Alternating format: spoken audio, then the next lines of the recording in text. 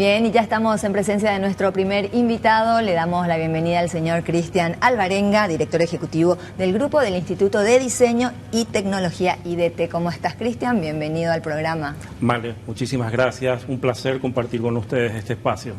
Bueno, un placer tenerte y saber todo lo que están ofreciendo en materia de cursos, capacitaciones. ¿Qué es el grupo IDT? Vamos a empezar por eso, sí, sabiendo qué es el grupo IDT y hace cuánto tiempo se encuentra desarrollando todas las actividades aquí en el país. Genial. Bueno, IDT hoy día es un pequeño grupo corporativo vinculado a la educación y a lo tecnológico. Esa fue siempre nuestra esencia y nuestro distintivo desde hace 26 años, para responderte la segunda consulta. En septiembre cumplimos 26 años de trayectoria y lo que a nosotros de alguna manera nos motivó y fue nuestro combustible desde un primer momento fueron esas dos combinaciones, innovación y educación. Todo lo que sea innovación, tecnología, es, digamos, nuestra esencia. Y bueno, hoy día dentro del grupo tenemos varias instituciones funcionando. La última que estrenamos el año pasado fue un colegio que se dedica específicamente al área del bachillerato técnico.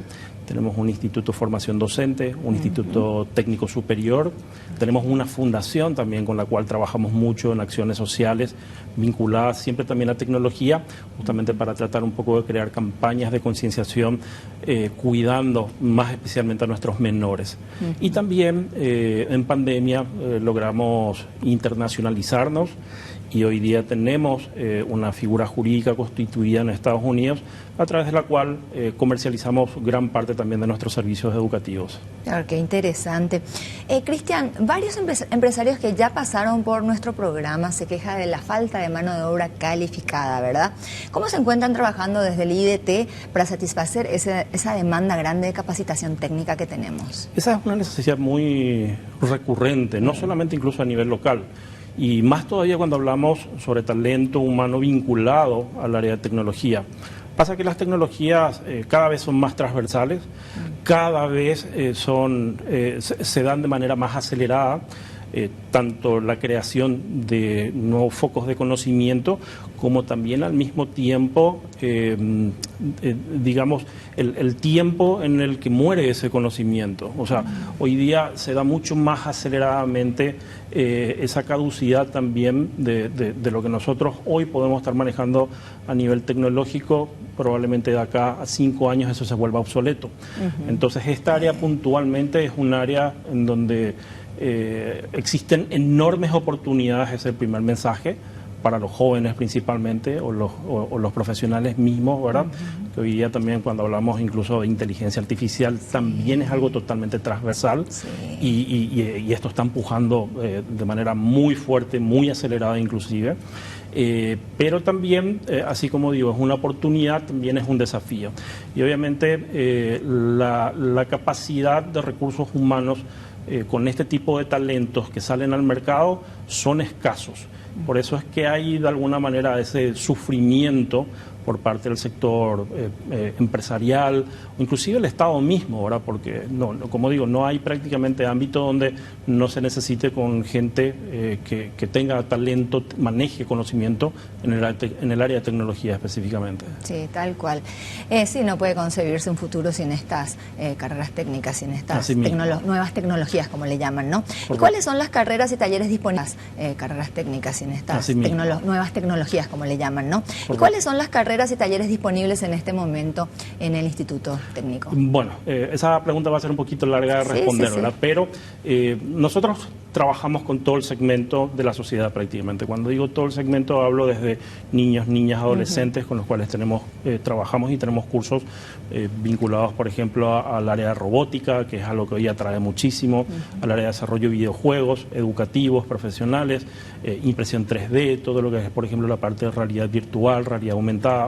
Cuando hablamos de los jóvenes que están culminando el ciclo del colegio o están queriendo empezar con el ciclo universitario, y muchas veces el sistema educativo no los prepara completamente para salir a ser empleables laboralmente, entonces nosotros ahí nos convertimos en una opción y podemos capacitarles a ellos en un periodo de 6 meses, 8 meses, 12 meses en áreas que hoy día justamente tienen mucha demanda. Por ejemplo, el diseño gráfico digital, la parte de marketing en Internet, todo lo que es la parte de postproducción, desarrollo de aplicaciones, todo esto inclusive vinculado, como decía, de forma transversal con todo lo que tenga que ver con inteligencia artificial. Lo mismo también para el área de docentes. Trabajamos y nos especializamos muchísimo en brindarles capacidades para que el docente pueda liderar en el ámbito de las tecnologías para llevarlos de una manera disruptiva al aula, básicamente. Hoy por hoy, ¿cuáles son las carreras más solicitadas por esos jóvenes, por esa juventud, por esa nueva, ¿cómo te voy a decir?, corriente de jóvenes que están haciendo que todo pasa por lo tecnológico, la mayoría por lo menos, ¿no? Es muy buena la pregunta, Male, porque yo quisiera separar esto en dos, ¿verdad? Hoy por hoy lo que probablemente tenga mayor demanda sean áreas como por ejemplo el marketing digital, el diseño gráfico, algunos que exploran el área de desarrollo. El área de desarrollo es quizás un poquito más desafiante porque se tiene que usar mucha lógica, tiene su cierto nivel de complejidad, por ejemplo, con cálculos, con matemáticas, ¿verdad? Pero por eso decía, de repente ese desafío del joven de salir del sistema escolar para involucrarse en el ámbito profesional es como que está desbalanceado. Nosotros normalmente en nuestros cursos tratamos de nivelar esas falencias muchas veces. Y decía esto, eso es quizás lo que más están buscando los jóvenes porque es lo que más escuchan, lo que ve que está de moda, pero sin embargo cuando hablamos de la otra perspectiva, la empresarial, la corporativa, allí las necesidades muchas veces son otras. Por ejemplo, justamente todo lo que tenga que ver con inteligencia artificial. Hablamos mucho de esto, ¿verdad? Sí. Hoy día, pero no hablamos de las realidades de lo que está sucediendo, ¿verdad? Hoy por hoy, básicamente, todavía es muy difícil que una inteligencia artificial termine reemplazando a los humanos, pero sí, esto hoy es a lo que está sucediendo. Alguien que tiene en su currículum de que maneja una herramienta de inteligencia artificial dentro de su ámbito profesional, ese tiene mucha más chance de ser empleable. Entonces, esa es un área que hoy el sector corporativo está pidiendo muchísimo. Todo lo que tenga que ver, por ejemplo, con análisis de datos, escasean, pero muchísimos, y no es tan complicado. Y acá quiero hacer, sí, un resalto para que también los jóvenes entiendan. Este tipo de áreas que estoy mencionando son de muy buena paga, desde lo económico, ¿verdad? Y de fácil acceso laboral si es que obviamente uno es idóneo. ¿Por qué? ¿Y por qué escasean? No hay talento humano en esa área. Entonces es una gran oportunidad. Yo estoy inclusive mencionando cursos que por ahí nosotros no lo tenemos, pero es una realidad esto. Por eso que los jóvenes deberían de animarse realmente a empezar a ser creadores de tecnología y no solamente ser usuarios. Tal cual. Bueno, por otra parte también cuentan con un instituto de formación docente. Correcto. ¿Cómo trabajan en esa área y cómo se diferencian de las otras instituciones parecidas? Bueno, lo que nosotros básicamente, como mencionaba, en todas las instituciones que manejamos, lo que nos une como punto en común es el tema tecnológico, ¿verdad? O sea, nosotros cuando trabajamos con docentes lo hacemos con ese foco. Tratamos de desarrollar en ellos habilidades justamente relacionadas a las tecnologías puntualmente, ya sean en impresión 3D, en programación, en diseño, en inteligencia artificial, en robótica, áreas como esas que hoy por hoy, de vuelta, también en aula escasean los docentes que tengan este tipo de habilidades. Entonces, ese es un poquito nuestro diferencial, es nuestro foco y es lo que sabemos hacer. ¿Y cómo vienen manejando el colegio técnico? Con demasiado entusiasmo, te diría, con muchas expectativas, muchas ganas, mucho compromiso por sobre todo. Anualmente nosotros tenemos que hay aproximadamente un número entre 70 a 80 mil jóvenes que salen del sistema escolar educativo. Y como ya reiteraba varias veces dentro de la entrevista esto, muchos de estos jóvenes no salen con la base necesaria para ser empleables.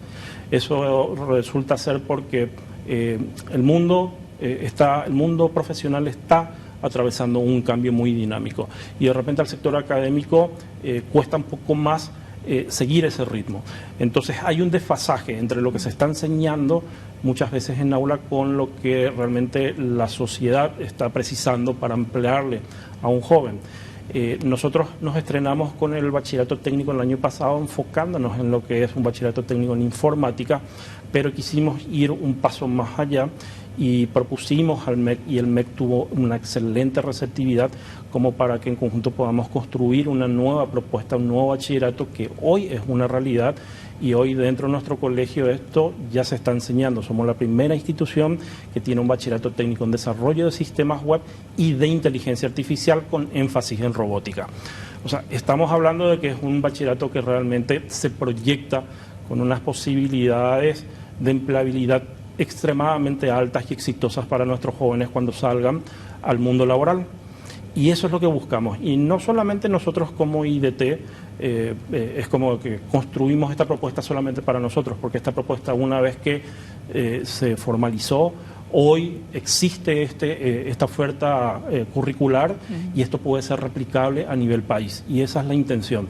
Porque, o sea, nosotros lo que podemos agarrar básicamente a nivel de cantidad de estudiantado es ínfimo comparando con la cantidad de jóvenes a nivel país que necesitan realmente aprender estas habilidades. Cristian, ¿y con cuántos profesores, con cuántos docentes cuentan en las distintas instituciones y carreras? Ok. Nosotros, como son varias instituciones las que tenemos vinculadas, y hay un equipo estable y otro que lo trabajamos bajo demanda, pero podríamos hablar más o menos de un promedio de 35, 40. Hoy dentro del grupo tenemos empleando más o menos a unas 60, 65 personas actualmente. ¿Qué podemos decir de la Expo Educación? ¿Cómo nació esa iniciativa? Bueno, Expo Educación, nosotros llevamos en la sangre también lo que tiene que ver con emprendimientos de responsabilidad social. Y Expo Educación para nosotros nació en el 2019, antes de la pandemia, y esa fue nuestra primera edición, nuestra primera experiencia del egocentrismo nuestro, sino el logro de haber reunido a tantos actores que nosotros justamente teníamos ese convencimiento de que había tanta gente comprometida al igual que nosotros en cuanto a calidad educativa, y que al mismo tiempo también existían tanto talento humano oculto, genios ocultos como yo los digo ahora, que necesitaban ser reunidos en un espacio en donde tengan la oportunidad de ser visibles. Y eso fue lo que logramos. Logramos aglutinar a instituciones del Estado, a instituciones educativas privadas, a colegios públicos, a actores como por ejemplo conferencistas, congresistas nacionales, internacionales que venían y trabajaban con los docentes. En esta última edición, por ejemplo, algo que hicimos justamente fue darle mucho énfasis a lo que tiene que ver con inteligencia artificial.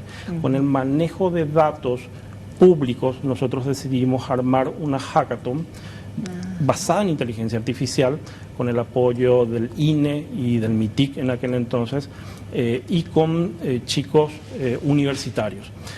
Los convocamos a ellos para que manejen estos datos públicos y empiecen a encontrar soluciones sociales que puedan brindar una alternativa, voy a ser redundante con esto, una alternativa a una necesidad basada en una solución con inteligencia artificial, y se lograron cosas espectaculares realmente. Por eso que Expo Educación para nosotros hoy ya es un evento totalmente consolidado, es un compromiso para nosotros el seguir desarrollando este tipo de espacios, porque no hay otro ecosistema como este en el país, ¿verdad? Y se vuelve la mayor fiesta educativa a nivel nacional. Y también un detalle nada más acá, el evento en sí es totalmente gratuito, es sin fines de lucro. Implica mucho esfuerzo, pero también a la vez tenemos mucho respaldo. Mucha satisfacción también de ver la respuesta, ¿verdad? Del lleno total. Y me imagino que van a replicarlo el año que viene. Ya estamos trabajando sobre eso. Ya están trabajando sobre la siguiente edición. Estamos terminando de cerrar en círculo la fecha en la que vamos a hacer, pero ya prácticamente estamos en eso. Qué espectacular. ¿Cuántas instituciones y empresas aproximadamente participan de ese evento? Muy buena pregunta. En realidad, a nivel del Estado, prácticamente son todas las instituciones que tienen, por ejemplo, vinculadas a algún tipo de servicio educativo. O sea, obviamente desde el MEC va MITIC, DNSP. ¿Por qué DNSP? Porque ellos tienen un instituto técnico donde capacitan a la ciudadanía y al sector del funcionariado público también, Becal. Bueno, no me quiero olvidar de ellos o de todos ahora porque es muy corto el tiempo, pero del sector privado estábamos hablando más o menos unas 40 personas. Hay instituciones que vienen, instituciones educativas que vienen de todo el país, instituciones educativas públicas. Nosotros tuvimos prácticamente unas casi 80 instituciones que vinieron con sus estudiantes talentosos a exhibir sus proyectos que desarrollaron durante todo un año. En esta última edición tuvimos prácticamente 4.350 personas en las 2 jornadas que realizamos. Me imagino que es con aforo limitado, ¿verdad? Sí, por lo menos lo que tiene que ver para las competencias, las conferencias, que son los espacios que de repente son un poco más limitados, ¿verdad? Pero teníamos un flujo de gente en todo momento, ¿verdad? Y es un evento realmente muy distinto porque hay demasiados atractivos como para poder ir y observar. Veo que en imágenes, por ejemplo, están proyectando las competencias de robótica, poder ir y observar. Veo que en imágenes, por ejemplo, están proyectando las competencias de robótica, de fútbol, de robots, jornadas de ajedrez con Gabriela Vargas, que fue nuestra medallista olímpica. O sea, habían una diversidad de actividades, pero demasiado rica en contenido. ¡Qué maravilla! ¿Y qué otro tipo de innovaciones se pudieron presentar en favor de la educación, digamos? En cuanto a innovaciones, de vuelta, todo lo que es pudiendo resaltar robótica, específicamente lo que tenía que ver con inteligencia artificial y con robótica. Déjame expresarte de repente lo siguiente. Nosotros tuvimos dentro de estos espacios, cuando hablamos de robótica, obviamente se asocia directamente esto a que el tema robótica, por ejemplo, es un recurso caro, y eso es una realidad todavía. Para la mayoría de la gente aún no es accesible, y más todavía para las instituciones públicas, ¿verdad? Y recuerdo el caso puntual de una organización y colegios de Emboscada que a sus estudiantes les enseñaban robótica, pero tratando de hacerlo con elementos reciclados. Accesible. Pero reciclados, o sea, de gente que estaba tirando, qué sé yo, su placa madre de su computadora porque ya estaba vieja, su impresora porque ya no funcionaba, y bueno, sacan los motores, empiezan a desarmar, empiezan a entender de repente mucho más de base cómo funcionan cada componente electrónico, y ellos le van dando una segunda oportunidad a esos componentes, y con eso aprenden y desarrollan habilidades espectaculares. Por eso es que digo que de repente el ambiente, la sinergia que se crea allí, uno termina sorprendido y maravillado realmente, porque uno mismo piensa, wow, lo que yo estoy haciendo está muy bueno, ¿verdad? Pero después se da la vuelta y veo el proyecto de otra institución, a otros docentes que inspiran, y uno dice, esto está mucho mejor de lo que yo hago, ¿verdad? Y ellos lo están haciendo inclusive sin los recursos que de repente por ahí yo tengo, ¿verdad? Claro. Por eso es que es muy importante realmente este tipo de espacios. ¿Cuál es esa actividad que están preparando para el mes de noviembre? Esa actividad es prácticamente un desprendimiento también a lo que tiene que ver con Expo Educación. Es un Congreso Internacional de Marketing Educativo. Es nuestra 4ª edición. No lo estamos haciendo todos los años, pero lo hacemos de tanto en tanto cuando vemos de repente una necesidad por ya una renovación de contenido, o por nuevas corrientes que van ingresando en cuanto a lo que tenga que ver con las nuevas estrategias relacionadas al marketing educativo. Cuando hablamos del marketing educativo, esto se vuelve un poquito, ¿cómo decirlo?, sensible quizás, ¿verdad? Porque a veces tenemos ese tabú de decir, pero la educación no debería ser comercial, pero hay que sostenerlo de alguna manera al negocio educativo, ¿verdad? Claro. Pero de una manera positiva, obviamente. Y justamente cuando hablamos del marketing educativo, nosotros no solamente estamos hablando de una política de esbozar estrategias para vender un producto, sino que el marketing educativo también es un área totalmente transversal que tiene que afectar prácticamente a toda la estructura, a todos los departamentos de una institución educativa, desde el portero que te recibe, te abre el portón, te saluda, te indica, te guía hasta llegar a la recepción, de ahí pasar a un departamento de admisión. Pero ahí se vuelve esto mucho más poderoso cuando ese departamento de admisión logra matricular, por ejemplo, a un estudiante. Ese departamento de admisión se supone que es la voz oficial de una institución educativa y acaba de hacer una promesa de valor educativo con ese estudiante que viene y te compromete su tiempo y su dinero y también su sueño. Entonces ahí pasa al aula y es el docente el que se tiene que apropiar de todo eso que dijo la institución que le iba a dar al estudiante. Por eso es que este evento para nosotros también es muy importante. ¿Y a quién está dirigido y cómo hacer para participar a los interesados, por Genial. ejemplo? Esto está dirigido principalmente a dueños de instituciones educativas, no importa a qué tipo de negocio educativo esté trabajando, puede ser un jardín, una escuela, una universidad, un colegio, un instituto, una academia, cualquiera. Hasta alguien que tenga algún tipo de habilidad, de conocimiento y quiera lanzarse con una marca personal a educar, ¿verdad? Va esto para los dueños, directivos, va para los gerentes de marketing, para los gerentes comerciales, los de admisiones, también obviamente la gente que conforman estos equipos, ¿verdad? En realidad, inclusive, hasta yo me animaría a decir de que podrían asistir los propios docentes, porque los docentes justamente son los que tienen la capacidad de impartir conocimiento, y detrás de todo lo que nosotros vamos a estar desplegando dentro de las estrategias de marketing educativo se habla mucho de esa disciplina, de cómo armar tu propuesta educativa, cómo cumplir con tu promesa educativa, ¿verdad? Cómo traspasar inclusive esa promesa, porque tiene mucho que ver con algo que para mí es muy importante, y siempre esto lo hablamos en equipo, la calidad.